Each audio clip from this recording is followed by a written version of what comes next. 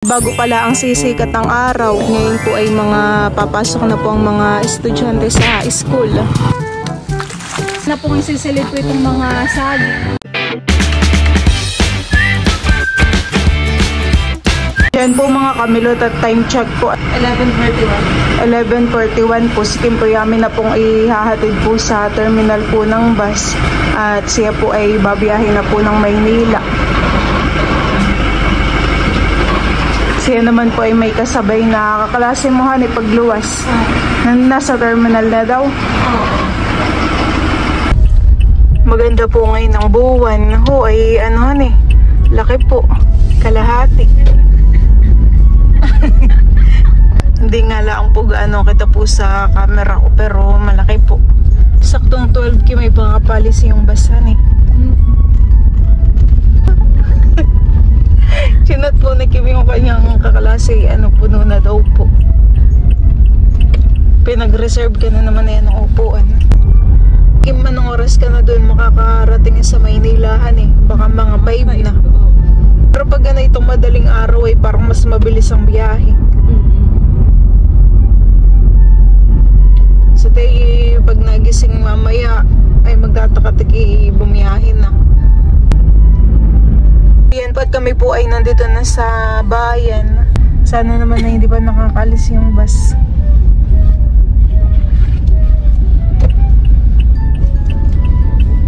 Oh my God. Ano yung pan? Ito Manila Kim, sakto. Hindi pa nakakaalis. Ingat ka Kim sa biyahe. Ayan po at bali na ihatid na po namin si Kim sa terminal po ng bus. Bali sige may sumakay na rin agad at ano, paalis na rin po yung bus. Gawa ng alas 12 na. Sige may yatay may pasok pa kaya ngayon siya bumiyahe para makapagpahinga pa mamaya sa boarding house. Ano oras pasok niya?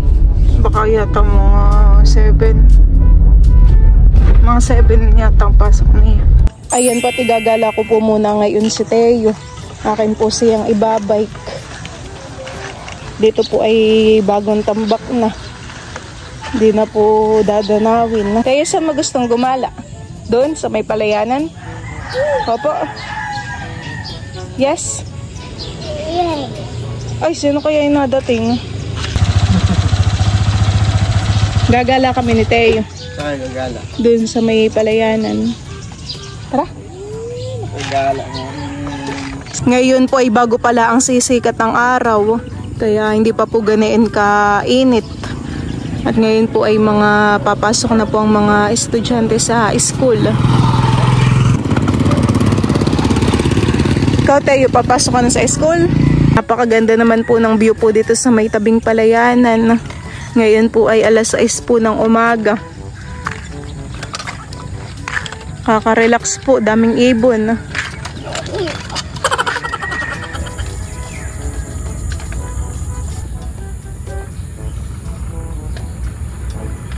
Talaga naman pong ang view po ni Teo dito pag babike ay napakaganda po. Unti-unti na pong minamaki na po dito yung mga palayanan. Katulad din po dun sa may tapat po ng bahay po namin. Minakina na din po.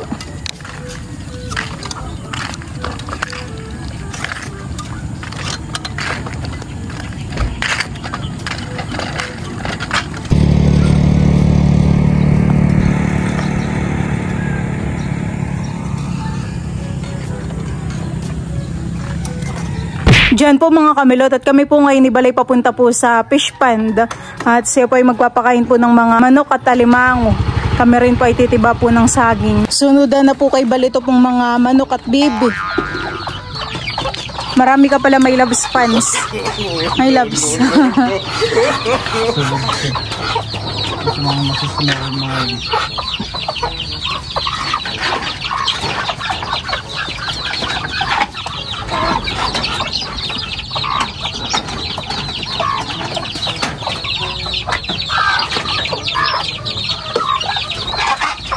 Lalagyan mo pa sila ng tubig. May tubig na. Tubig na.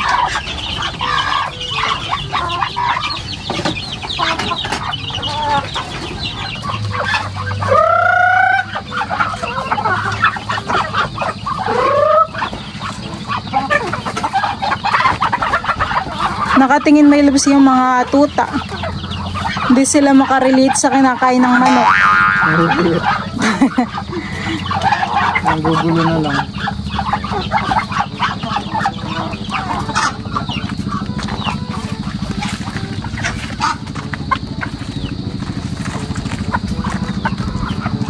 Yo, mama! Ay, na yun naman. Hindi katulad nung...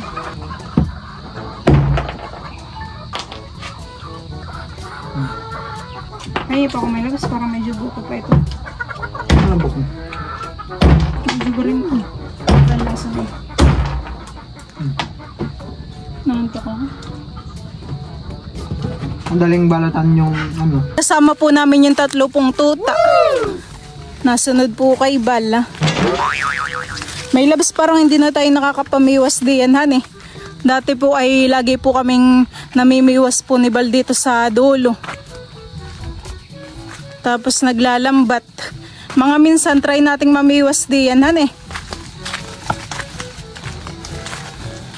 Kakonti lang pala yung pamain, han eh. Parang kalahating timbala ang po. Kaya dito na po ipapakain sa dulo. Parang may mga isdang gumagalaw dito. Po ba yun? Isda.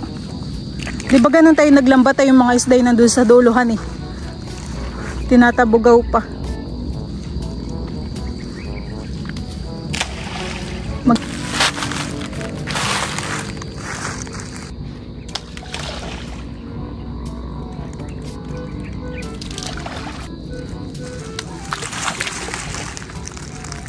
Parang kakonti ngayon ng mga nakukuhang anuhan eh, pamakain. Bali lang pitak na nga ito may labs. 1, 2, 3, 4, 5, 6 na pitak nga pala ito han eh. Dito pa itinabasa na po pala ni Papa. Kaya hindi na po ganin kakapal po ang mga damo. Kalalago.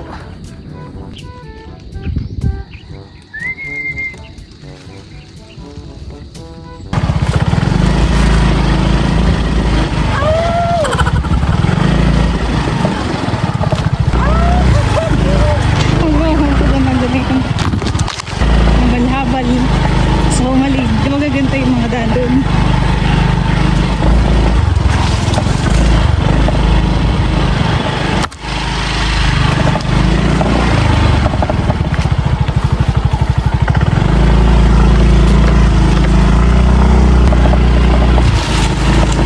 Sako.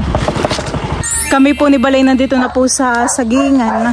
At hahanapin po namin yung aming titibain. Parang dito daw sabi ni Papa. Hanapin na lang natin. Dito may labs. Parang mga hilaw pa. Tara.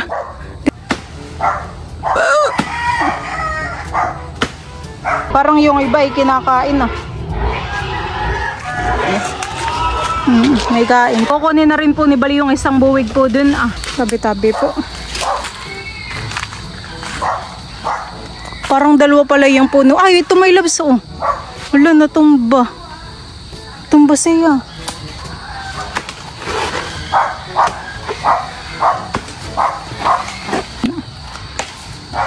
Ito po yung bunga po na yung natumba po na puno.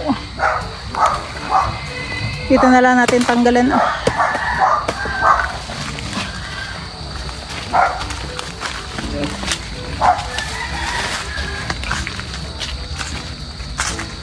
Marami rin bulok.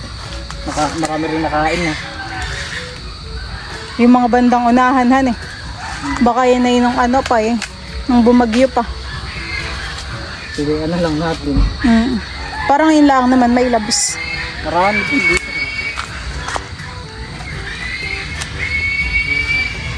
Ayan po, takin na pong isisilid po itong mga saging. Oh, sayang han eh. Ulan din ito. Pero okay lang, nakain naman ng mga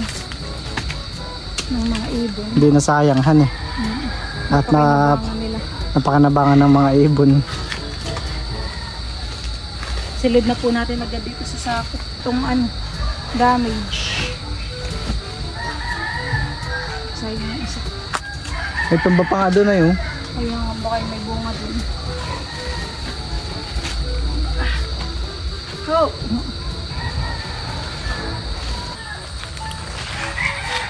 Tapos na po kaming tumiba ng saging.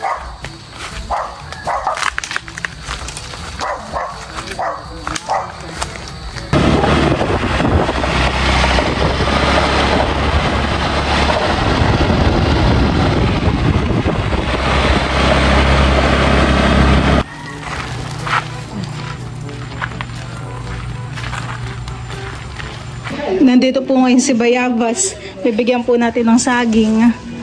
Kuha tayo ng saging, Teo. Kakukuha lang namin kanina. O Bayabas. Thank you. Thank you, Pahinugin. Teo.